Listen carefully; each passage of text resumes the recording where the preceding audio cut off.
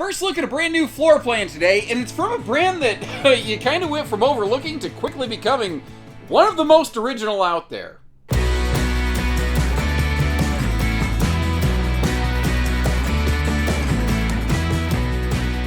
Hello everybody, welcome to Bish's RV. My name is Josh the RV Nerd, and behind us back here is the BDB, yeah, you know me.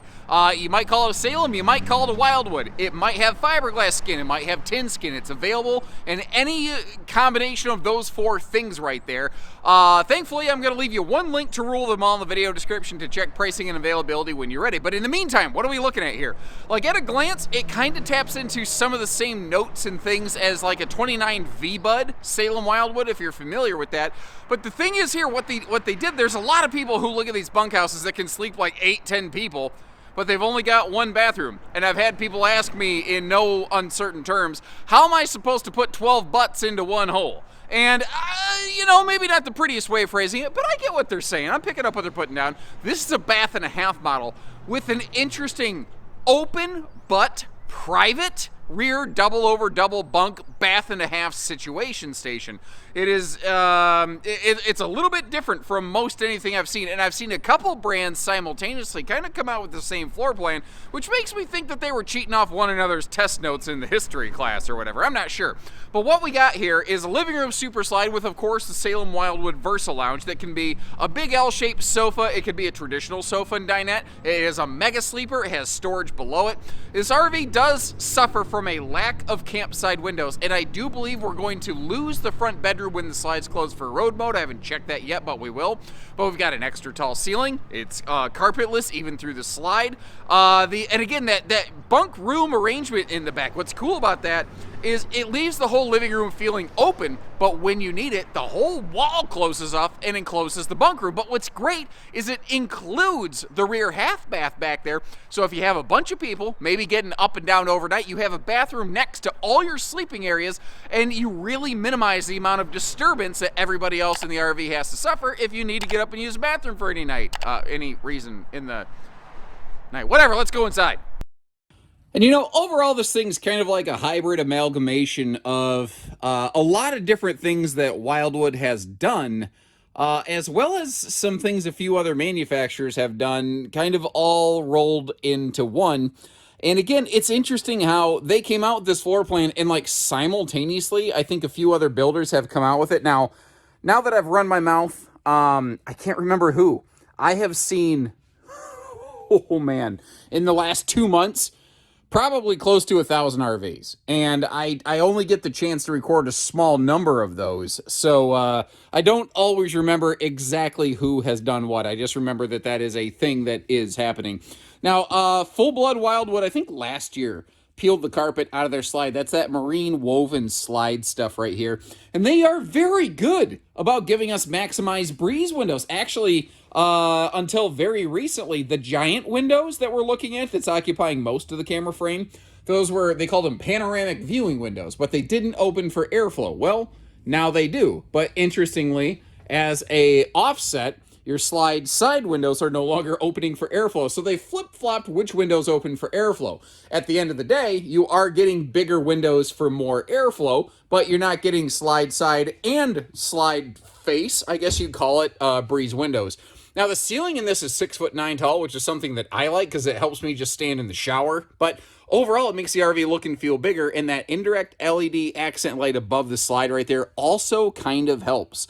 Now, up top, you can get these outfitted with a bigger air conditioner if you want. This model is capable of being outfitted in 50 amp service and running a second air conditioner, so that's something you might want to keep in mind. I do really appreciate, too, like in the kitchen, the little toe kicks that they allow, that recessed indented toe kick, so you can actually belly right up to the kitchen counter and use all that space, which is handy because this floor plan does have somewhat limited kitchen counter space, if we're calling a spade and a duck. Over here, you notice the seating looks a little weird. If you're not familiar with this, this is what's called the Versa Lounge. You're going to get to see this thing in all of its different forms and iterations in a few minutes. But if you want a bigger lounge space on the left, you can have that. But you still maintain like a little kind of dining desk over here on the right. And this is something I personally like. When manufacturers leave the rear bench open underneath, it helps me kind of tuck my legs under myself, which is something I like doing.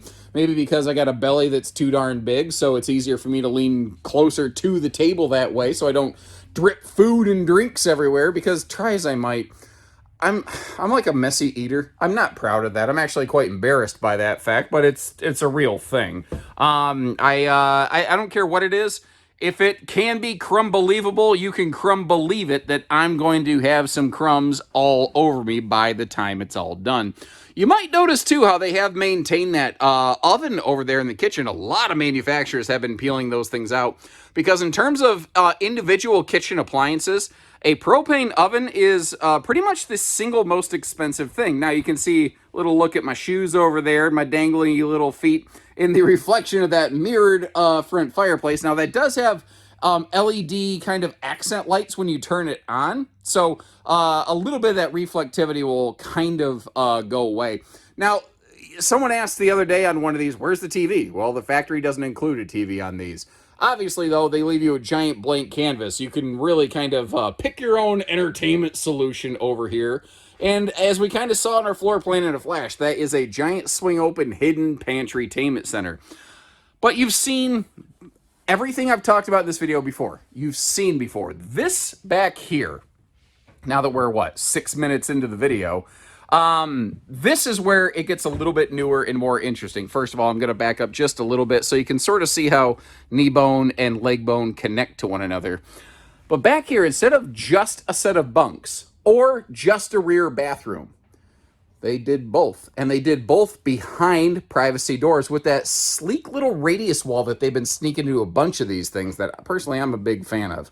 Now, what I haven't been able to see yet, let me take a peek around in here.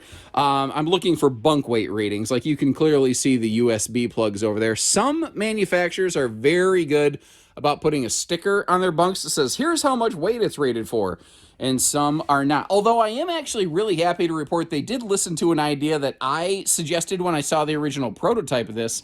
Originally, these bunk lights that we're looking at over here, they were all the way at the headboard end area of the bed. And my personal recommendation was, I think that you should move those lights closer to this side so that, say mom and dad or whoever, they can decide when it's time for lights out, kids. Now, it does have a cargo bunk function. What it lacks is a rear wall cargo bunk door. So I would be kind of curious. Now, that's another thing that I personally had hoped to see on this by the time it went into production. Evidently, that's not happening. And it's kind of funny because the 29 V-Bud is very successful.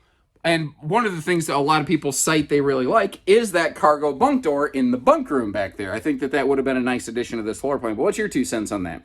Now, this over here, I was wondering if they were going to try to make it some kind of desk space. I don't think that qualifies. I think that's too narrow and too close to the wall to be a little bit of a desk space. Part of me almost wonders, like, what if they would have just left that open down there so that this could operate like a little bit of a desk? It would, it's already got the household and USB plugs over there. Like, it's super, super close to being desk functional, but it doesn't quite knock that off. Now, knock that off, by the way, is something that I hear at my house, uttered my direction at least about 4 times a day. I realized later in the video when I opened up all the storage, I never opened that up, so I wanted to take a quick second to showcase for you. And another of those sleek little radius walls over here for the rear half bath. And I gotta say, I think there's actually more space in this rear half bath than the front main bathroom. The space around either side of the toilet was surprisingly good. It's not the most spacious thing I've ever seen, but I tell you what, overall, I found it pretty adequate. I thought that it worked pretty well. Now, this is a stick and tin kind of basic camper, so we're going to see things like a plastic sink. I really, really like all the counter space there. Now, they put the medicine, because that is a full medicine cabinet, not just a mirror on the wall. They put the medicine cabinet in the middle of that wall, but they offset the sink, which at a glance looks weird.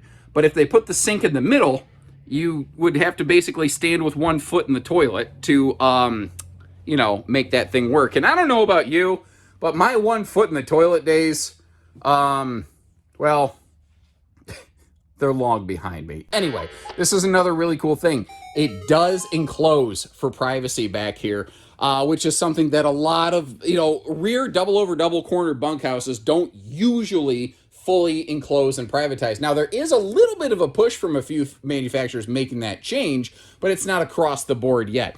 Now, the pantry's huge.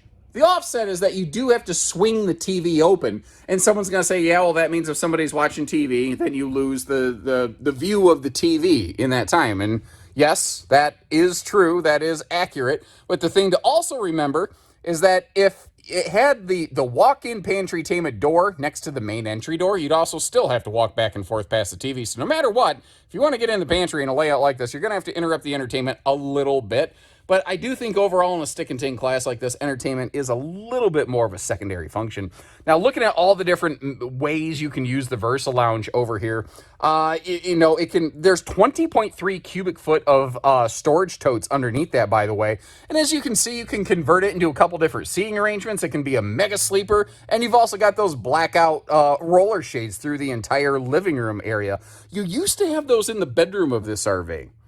And you don't anymore. But the reason was they expanded the windows in the bedroom and went even bigger with them. And the end result of that was that they could no longer open their side hanging wardrobe closets that you can kind of, see down there. So they had to come up with a different solution, and they came up with these sliding kind of blackout windows. And I intentionally wanted to, leave kind of, you could see some, like, where you can see light and you can't see light, because they put a nice heavy fabric here to really block all of that off, which is kind of cool. But I am getting ahead of myself. Let me back up just a little bit. We've got the, as Creedence Clearwater Revival didn't say, there's a bathroom on the right. Now, this one also has some excellent hip, shoulder, elbow room. That is very fluffy friendly in there. If we look our way up top here, let me kick some light on. One thing I would like to see in this bathroom is like a hanging towel bar, an Octopus Fight Club, or someplace to hang towels when you're done, But with this having that 6'9" ceiling, that means that we have some really good headroom up in that shower. Now, wearing a hat and thicker winter boots, I'm still able to stand in that thing, although barefoot, I'm about 6'1" for reference. Now, I don't normally do this, but with the way this floor plan is laid out, it has a swinging bathroom door, and it makes it so that you can't really see the other half of the bathroom from the main door. So, well, you're taking a shower with me. I'm just going to say it. Around the corner here, this is where you'd have your normal bathroom sink and medicine cabinet and vanity and all that. And it is this is the same thing that we saw in the half bath. That is a full-on medicine cabinet. The mirror is actually bigger than the cabinet itself. Now, over here on the right-hand side, you actually do have a decent chunk of linen storage, albeit completely open-faced. And I suppose I'd rather have something or someone be open-faced rather than two-faced, but that's just me, especially if you're Batman and you're talking about your rogues gallery of villains. Nobody wants to get two-faced, if you know what I mean. By the way, this little hallway door here, it's interesting. It does open for airflow, and it does have a blackout privacy shade. Additionally, the hallway here does have its own light. So if you want to be able to leave that on in case, like, let's say you have a guest sleeping in the living room and you want them to be able to use this bathroom instead of the half bath, they can still kind of see where they're going. Now, sliding our way up front here, the bedroom does have a sliding privacy door itself. And what's kind of cool, if we look down on the right, you see that little, not Velcro, but the strap that holds the door from banging around in transit. Across from it, you see this little metallic plate. That right there is telling us that's where that's where the sliding door could hang itself onto. Now, it occurs to me, I forgot to kick the lights on in this bedroom. We'll get there in just a second, but I also want to showcase, you've got these giant, they call them camping experience windows. And the thing is, there's a couple things that you can do with this. Oops, sorry, it's only like my second time messing with these, and I don't normally do stuff like this live on camera. But you can slide these curtains left and right, and they button snap in place in the I don't know, open or close position, whatever you want to call it. And the reason they do that is so that they can stay taut when you need them, but they can slide out of the way when you need them to, because you will want those out of the way to open this bathroom closet or to open the side wardrobe cabinets that you're looking at over there. If you notice how that curtain, they put the biggest window in here they possibly could. And as a result, if you try to open that cabinet door, it won't really want to open. So you have to kind of get the curtain out of the way. That's sort of the catch-22 here. Now, you might have noticed how the bed is going to bend it like Beckham up here. That's because that is what they call their Verso bed. Verso bed. Verso bed. Very original. It's kind of funny. For years, Jayco would take anything and add the letters J-A-Y in front of it, and suddenly it was Jayco branded. Well, Salem and Wildwood just throw Versa in front of everything and make it do stuff, and that's their branding. And, you know, it makes sense. It works. So this, from the factory, is one of these made-up bed sizes. They call it a Custom King, but it's 66 wide by 78 inch long. That is basically an Olympic queen. If we were going to use residential measurements, it's pretty close to that. You could swap in a true queen bed if you want to, but keep in mind, it does have that lift actuator in there, and if you go with something too big and too heavy, it may not be able to lift the bed like you're looking at right here. That's one of the catch-22s of this thing. It is kind of tuned to a little bit more of that backbreaker, Death Wafer style lightweight mattress. So you may either need to bulk up on the mechanism if you get a bigger, bulkier bed, or just sacrifice that function entirely. So kind of keep those little things in mind.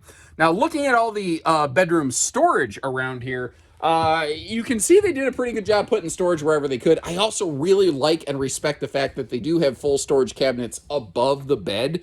That is a really nice touch right there. Well, first of all, to get to the storage under the bed, you have to put the Versa bed down into the flat lying position, and then you can lift it up. And I do want to point out, in that footage, you might have noticed how I actually rolled up the sink cover to help support the bed in the up position. That is flat out and oops from the factory. It's supposed to have 2 gas struts that will hold the mattress up. Obviously, they failed to do that on this one, and it didn't get caught. And you can say, well, I can't believe, how did that get through QC? It shouldn't have. It absolutely shouldn't have. But you know what? I'm not perfect. Chances are you're not perfect. They made a mistake here. They flat owned up to it. We're going to get it corrected. I just wanted you to see the real of it. And I'm not going to hide something or not acknowledge something that is obviously wrong. You know what I mean? I've never claimed that any RV is perfect. And I'd rather hit the nail on the head. And if that means you don't have confidence or peace of mind, maybe you shouldn't buy one of these. If you can look at the facts and say, okay, well, that was, as long as it's get fixed before I take mine home, no big deal. So I guess judge how you will from there.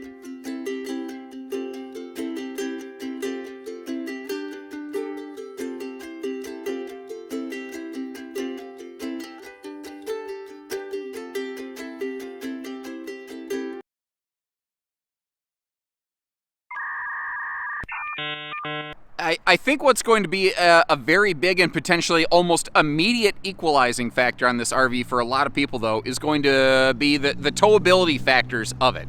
I think when a lot of people see an open corner double over double bunkhouse, their half-ton alarms start going off. But the thing to really remember is this RV's GVW is approaching 10,000 pounds, and its length is approaching 37 feet.